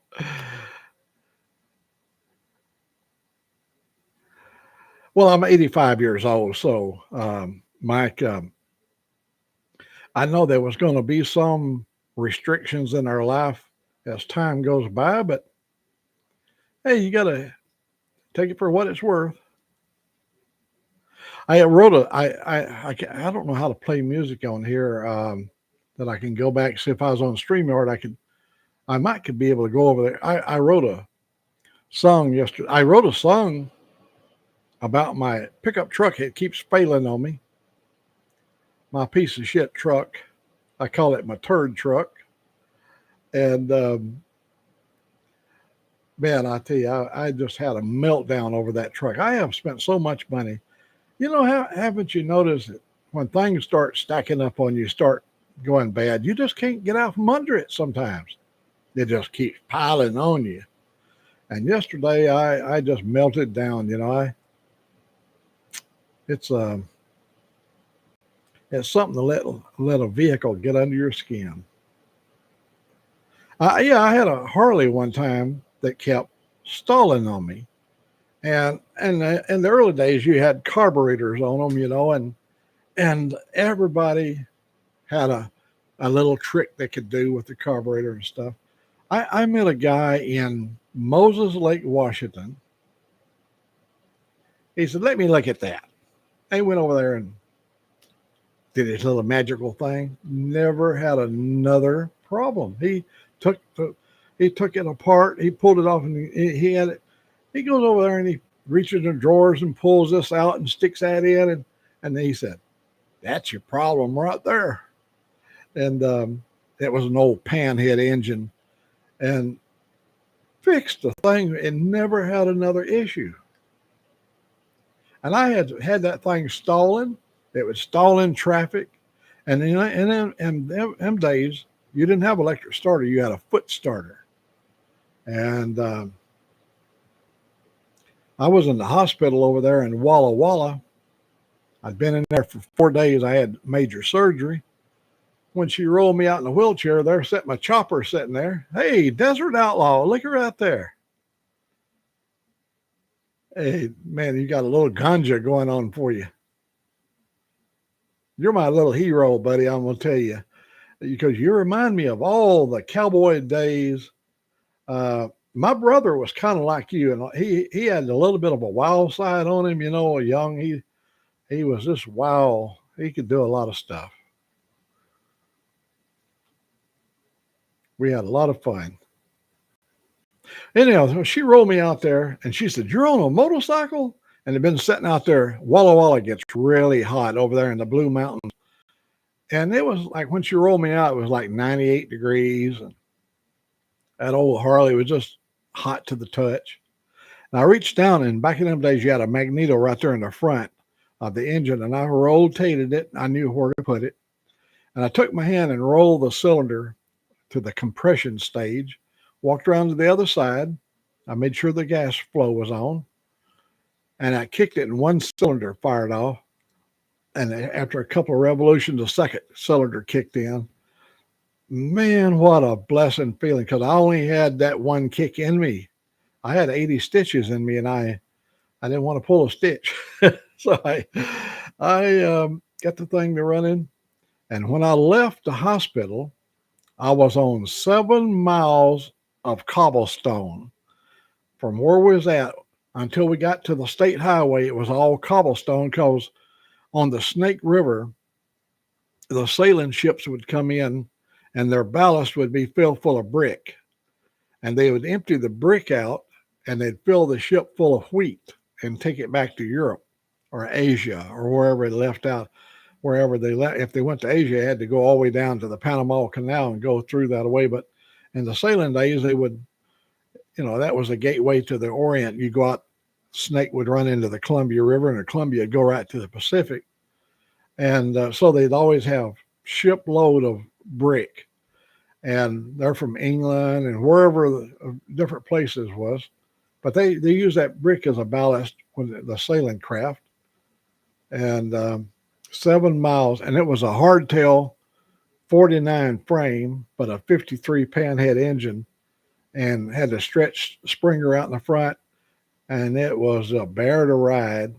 And I felt every cobblestone for 7 miles. So I get out, and I was going on Highway 17, Washington State 17, between Pasco and Moses Lake, and I'm doing 75 miles per hour. And I went through this mint field where they have all, thousands of acres of mint. And then all of a sudden, about 1 million birds flew up out of this mint field and came right across the highway, and the sky just turned black with birds. And one of the little critters flew right up under my helmet. I had aviator glasses on, and he went right under my helmet. And when he did, he cut my eye open, my eyebrow. And all of his little goodies inside of his body came down across my eye. And when I reached up here and touched my face, there was blood in my hand. I thought, oh, hell, he knocked my eye out because I couldn't see. So I rolled into a town called Othello, Washington on 17, stopped at the Chevron station. I went in, expecting the word. I'm expecting to see a bird's head stuck in my eye socket. So when I got in there, I got a hold of his little ass end, the little hind legs, and when I ripped it out, his little head came out from under here, and my glasses was bent. And hey, Dave, man, it's so good to see you. We're just chatting along here. And, I washed my face off and got everything. And it didn't hit my eye, it hit my eyebrow here. And it was just the goodies inside of his body that clouded my vision there. And we were so happy we didn't lose our eye that day. A little bitty bird, a little mint bird, a bird that was working the mint field. And but at that speed, he just caught me, bled my eyebrow a little bit. We made it home. Oh my God, I was so happy to crawl off that bike. It was from Walla Walla up to Moses Lake, about 150 miles, and it was from where we was at. We was out there towards Soap Lake, out past the town of Moses Lake, and boy, I was so happy to get off that bike. But it didn't kill me because I'm still here. Dave from Down Under. Well, Rod, we just had another Australian visitor in here a while ago. Rod B was in here.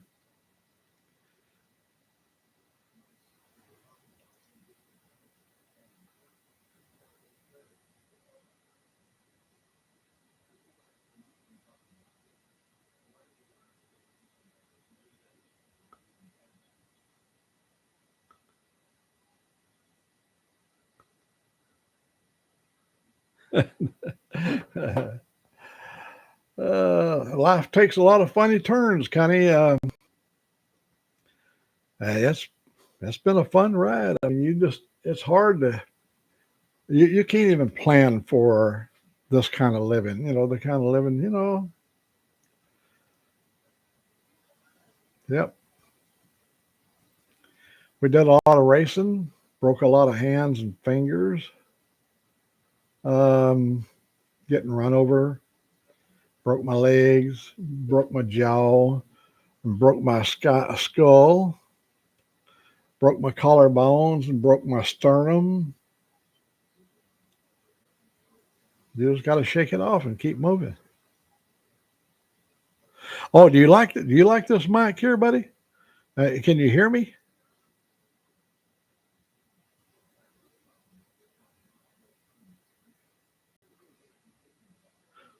I don't have no adjustments on it where I can tweak it in. It's just whatever it is. I'm like a gristle, man.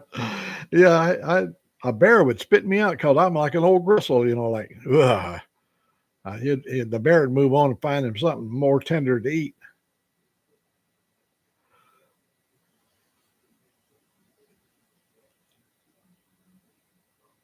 Yeah, it's strange. You can have a well put together body, able to endure almost anything, and you can let the most tiny virus or tiny microbe or whatever. I give you an example. My brother Robert and I was working for Spreckle Sugar Company in Mendota, California. We were cat skinners. We were driving Caterpillar tractors. And we took a break and we went down.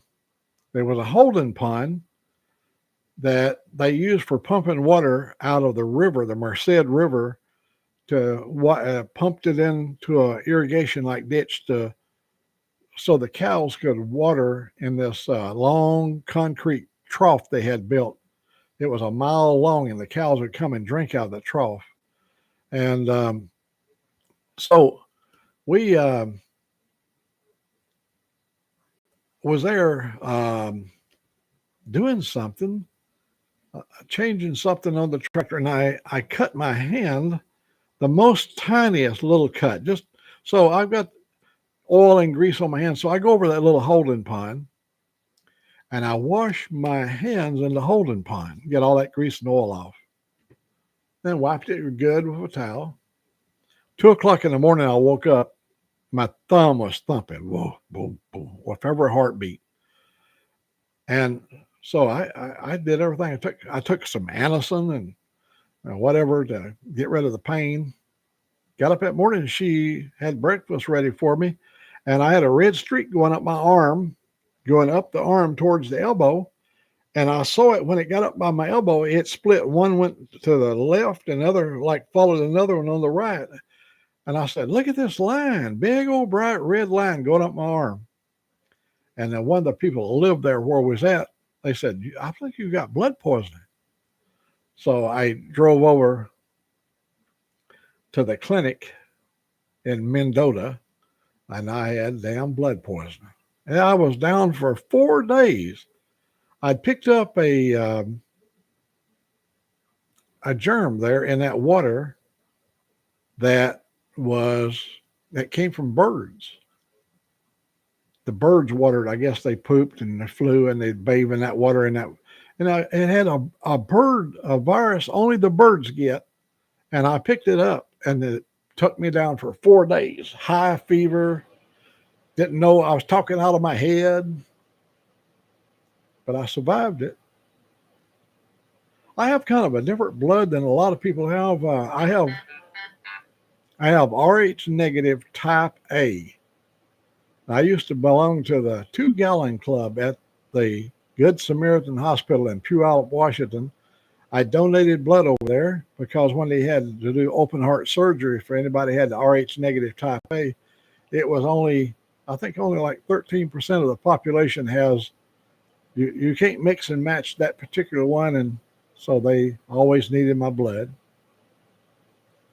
I haven't given any blood in many years because I take a drug that they don't like to take your blood if you're taking it because it changes the blood up. It's called Topro. Topro is a beta blocker for irregular heartbeat.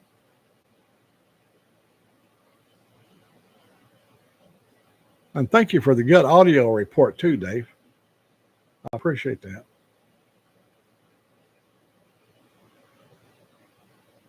Yeah, when you take the Topro XL, that's Metro Topro. They won't let you donate blood. You can donate it, but they can't use it.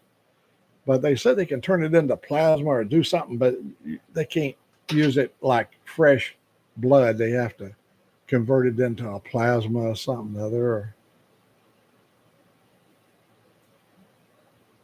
So we just quit going over there. Well, anybody got any plans for the weekend?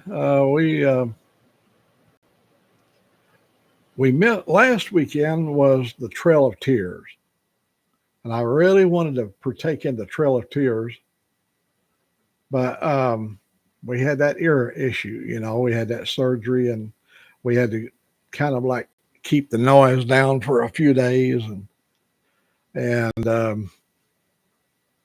so we'll probably try to catch it next year. The Trail of Tears ride starts over in North Carolina and goes all the way to Oklahoma. I rode with them 1 year, and that had to been a number of years ago, 10 years or more. But they took this route here. Up here just north of me is a place called Danville, Alabama. And at Danville, you got the chief of the Cherokee Indians buried up there. His name is Chief Sequoyah, and he's got his mound up there, and that's an interesting place to go. It's over close to where the marathon runner, the Olympic gold medalist, the fastest man at that period of time. Was it Jim Owens? No, Jim. Famous runner. It slips my mind. His cemetery is there close. But if anybody in this part of the Southeast, and if you have any passion for the American Indians, or just interested in Americana, part of our life. Every one of us in our family always have a little Indian in us. Either the Indians must have been really good lovers, or they was easy to run down, or I don't know. Because everybody in my family claims to have some form of Indian in them.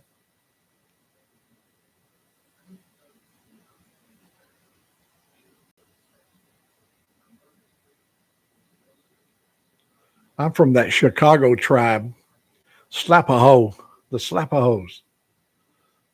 Yeah, yeah.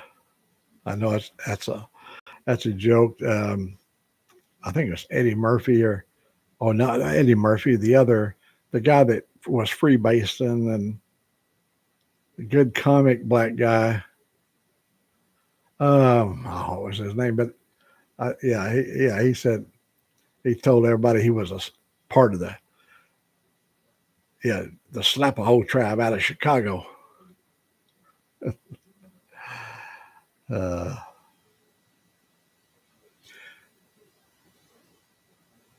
well, let me bid everybody a good evening.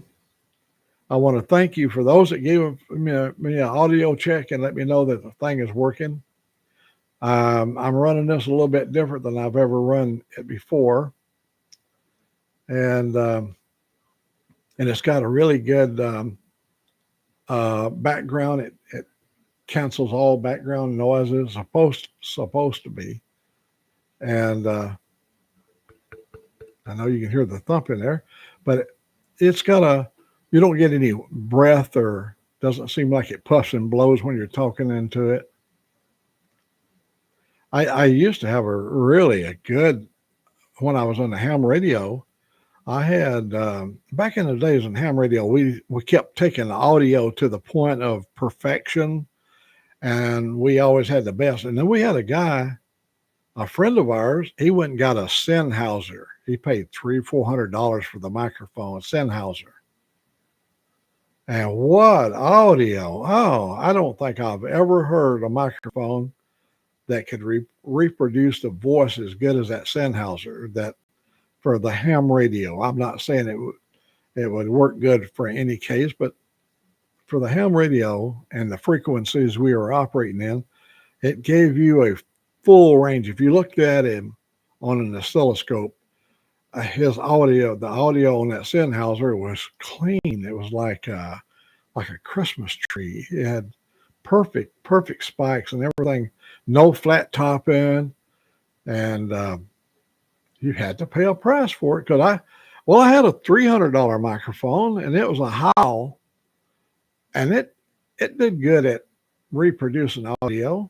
But it had 3 or 4 cartridges inside one. You could switch electronically to highs, lows, and cut off frequencies inside the microphone. Because if you had one of them kind of voices like Gomer Pyle, golly, well, you could kind of broaden that out a little bit, where it didn't sound like Gomer.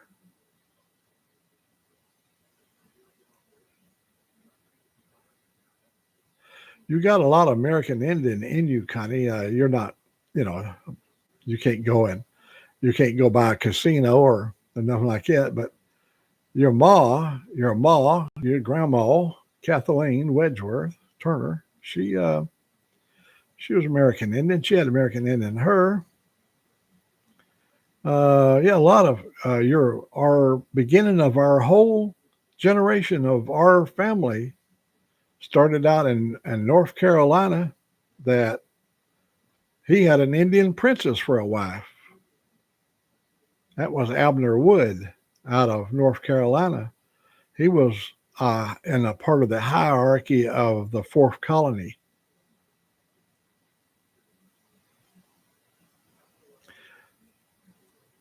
All right, well, let me say good evening to each and every one of you. And I didn't intend to come in and take up you guys' time.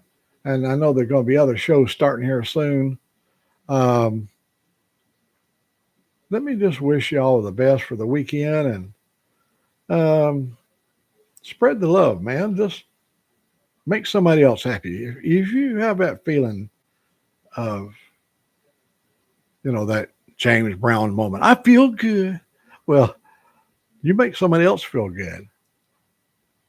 My daughter, Angelique, was so depressed today, and I worked her through it because it was me that brought on and triggered the depression about that damn truck. and you're surprising how you can have an innocent victim caught up in your ranting and raving about something that's beyond their control. but they have to listen to your bullshit, you know. And so this morning I made sure that she understood it was directed towards the truck, and I was shameful of my outburst of anger over a truck. You just let me down. So God bless you. Have a really good evening. And we will catch. You never know when I'm going to pop up. I'm just like a hair in a biscuit. Good evening. Bye-bye. And Sick, we'll probably see you later. Have a good evening.